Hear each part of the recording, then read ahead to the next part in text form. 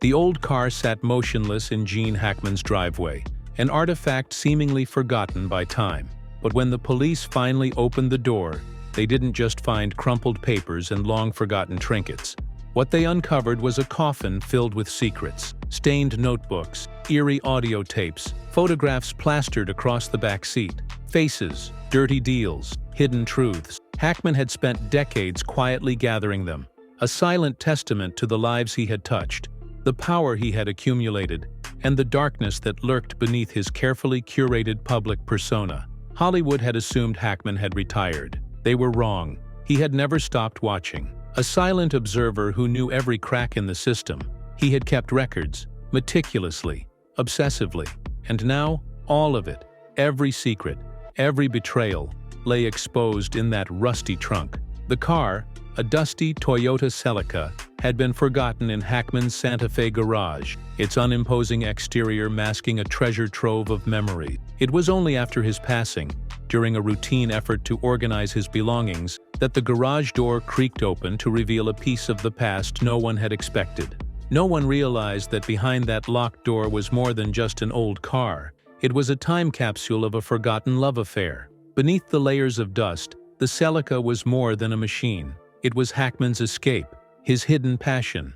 The decal on the windshield, though faded, still told the story. 24 Hours of Daytona, 1983. Inside, the cockpit remained untouched, as if Hackman had only stepped away for a moment, fully expecting to return. A pair of worn leather gloves rested on the dashboard, alongside a racing certificate, and a photo of Hackman standing proudly with the Toyota racing team.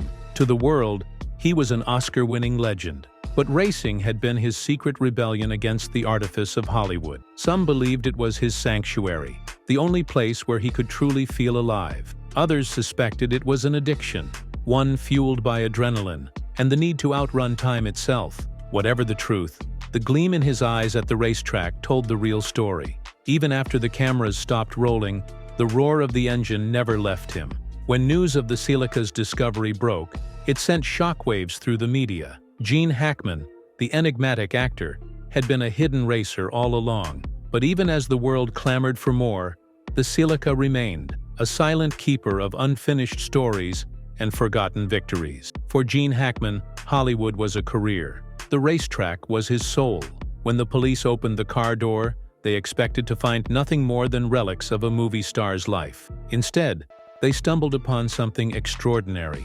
Inside the glove compartment, where most would keep insurance papers or a pair of old sunglasses, lay something far more valuable: the original script for The French Connection, 1971. But this wasn't just any script. It was Hackman's personal copy, its margins filled with handwritten notes, insights scribbled in blue ink. One hastily written line stood out among the yellowed pages: "Too tight at third corner. Loosen grip, but keep full throttle." It wasn't just a driving tip. It was Hackman's philosophy.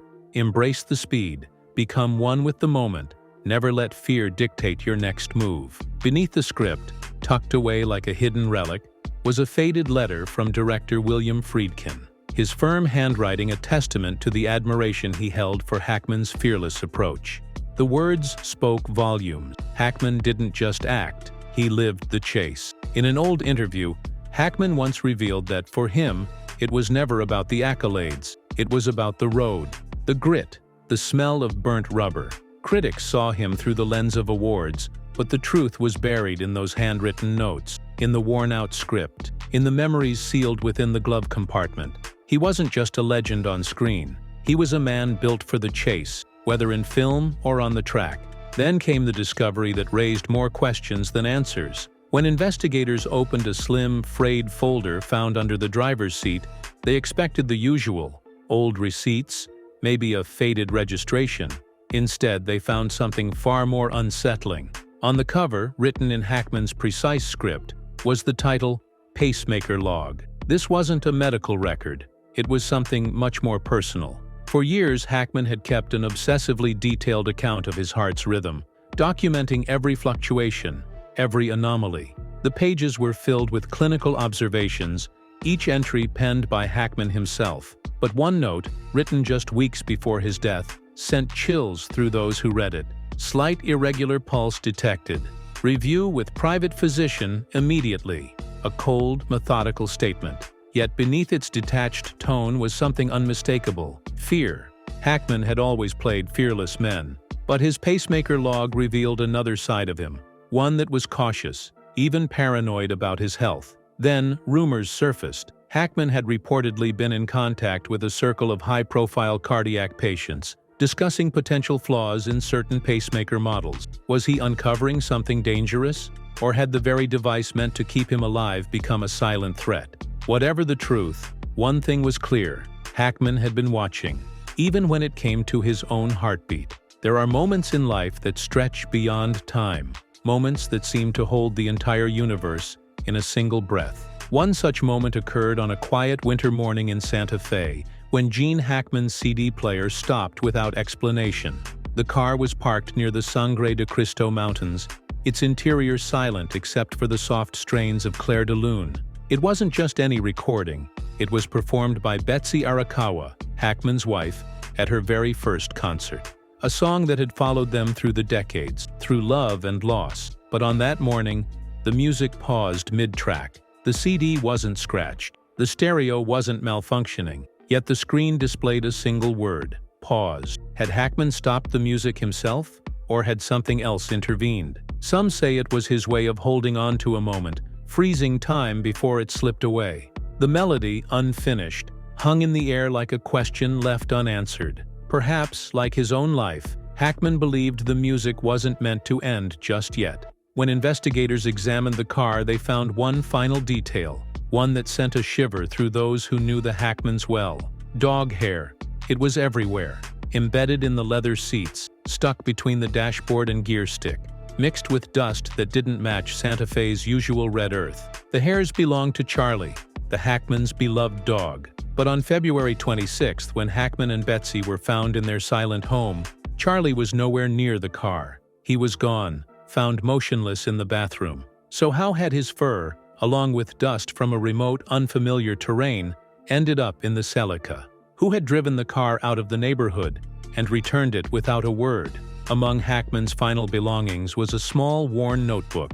It wasn't a screenplay. It wasn't a Hollywood diary. It was something deeply personal. In one of the last entries, written on February 16th, just a day before his pacemaker's irregular signal, Hackman left behind a chilling note: "If this is the final stretch, I have no regrets. I only regret that Betsy will have to go alone." Was it a premonition? A final farewell? Or just another mystery in a life full of them? The entry became the centerpiece of countless theories, fueling speculation that Gene Hackman had foreseen his own death. Investigators, combing through the car's GPS data, discovered a final, unexplained journey. After penning those haunting words, Hackman had taken one last drive along a familiar mountain road. He stopped for precisely 17 minutes. No records, no witnesses, no indication of what he did during that time. Did he sit in silence, watching the landscape one final time? Was it a quiet moment of reflection?